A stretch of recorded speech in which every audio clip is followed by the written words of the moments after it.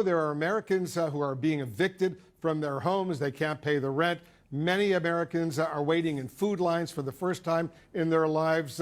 Can you look them in the eye, Madam Speaker, and explain why you don't want to accept the president's latest stimulus offer? Well, because, thank you very much, Wolf, and I hope you'll ask the same question of the Republicans about why they don't really want to meet the needs of the American people.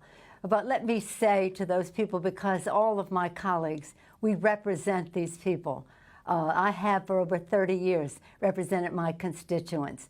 I know what their needs are. I listen to them, and their needs are not addressed in the president's proposal. So when you say to me, why don't you accept theirs, why don't they accept ours? Our legislation is there to do three things primarily: to honor our workers, honor our heroes, our healthcare workers, our police and fire first responders, our teachers, our transportation, sanitation, food workers, the people who make our lives work. We couldn't be doing what we're doing without them. Many of them have risked their lives so that to save lives, and now they will lose their jobs because Mitch McConnell says let the states go bankrupt. Excuse me for interrupting, let the states go bankrupt. Madam Speaker, but they really need the money right now, and even members of your own. I understand that, but even members of your own caucus. Even members of your own caucus, Madam Speaker, want to accept this deal. $1.8 trillion. Congressman Ro Khanna, for example. But let me just quote Ro Khanna, a man you know well. I assume you admire him. He's a Democrat. And he just said this. He said, people in need can't wait until February. $1.8 trillion is significant and more than twice the Obama stimulus. Make a deal. Put the ball in McConnell court. So what do you say to Ro Khanna? What I say to you is, I don't know why you're always an apologist, and many of your colleagues apologists for the Republican position. Ro Khanna, that's nice. That isn't what we're going to do, and nobody's waiting till February. I want this very much now, because people need help now.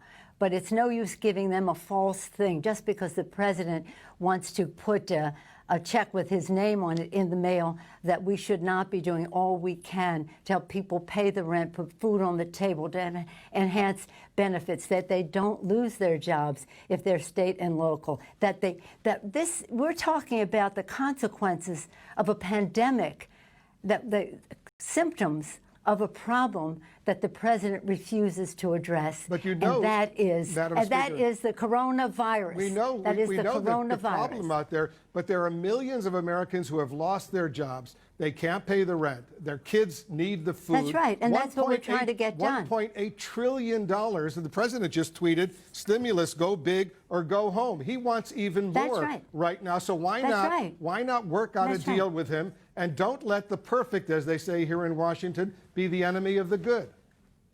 Well, I will not let the wrong be the enemy of the right. What's wrong with $1.8 trillion? Well, you know what? Do you have any idea what the difference is between the spending that they have in their bill and that we have in our bill? Do you realize that they have come back and said all these things for child tax credits and earned income tax credits, or helping people who have lost their jobs, are eliminated in their bill? Do you realize they pay no respect to the fact that child care is very important for people whose children cannot go to school because they're doing remote learning, and yet they minimize the need for child care, which is the threshold with which people, mothers and fathers, can go to work if they have that? Do you have any idea of how that's precisely why, Madam Speaker, short they're concerned? That's why it's so important right now. Yesterday I spoke to Andrew Yang, who says the same thing. It's not everything you want, but you know what? There's a lot there. Honest to God, you really, I can't get over it, because Andrew Yang, he's lovely. Ro Khanna, he's lovely. They are not negotiating this situation. They have no idea of the particulars. They have no idea of what the language is here. I didn't come over here to have, so you're the apologist for the Obama, excuse me. God forbid. Madam Speaker, I'm not an apologist. Obama. I'm asking you serious questions because so many people are in desperate need right now. Let me ask you this. Okay. When was the last time... Let me respond to you. Let me ask you, when was the last time, Madam Speaker, when was the last time you spoke with the president about this? I don't speak to the president. Speak Why with not? Why his not call him? representative. Why not call him and say, Mr. President, let's work out a deal. It's not going to be everything you want, not going to be everything I want, but there are so many Americans right now who are in desperate need. Let's make a deal.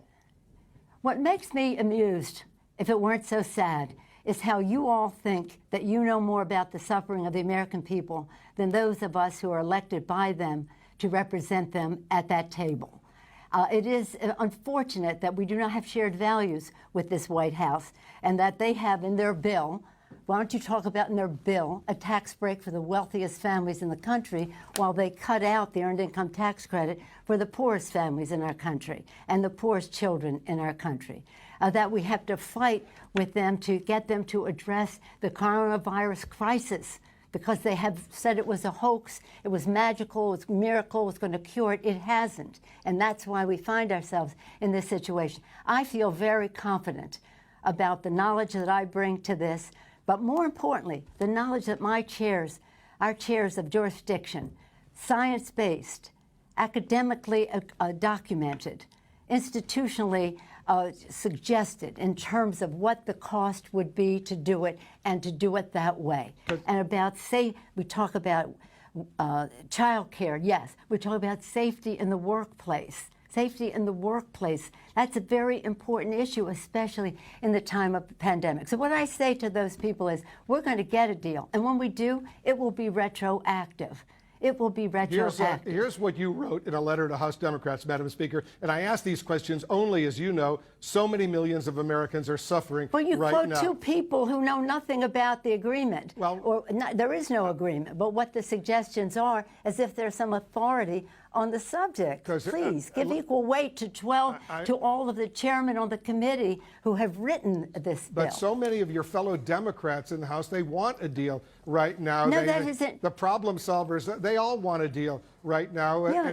And here's what they're complaining about, because you wrote a letter to House Democrats and you said this. Let me read a line from the letter you wrote. The president only wants his name on a check to go out before Election Day and for the market to go up. Is that what this is all about? Not allow the president to take credit if there's a deal that will help millions of Americans right now? He's not that important. But let me say this. With all due respect, and you know we've known each other a long time, you really don't know what you're talking about. Hi, my name is George Upper. I'm the editor-in-chief of the Western Journal. We've enjoyed recording WJ Live these past few weeks, and now we have some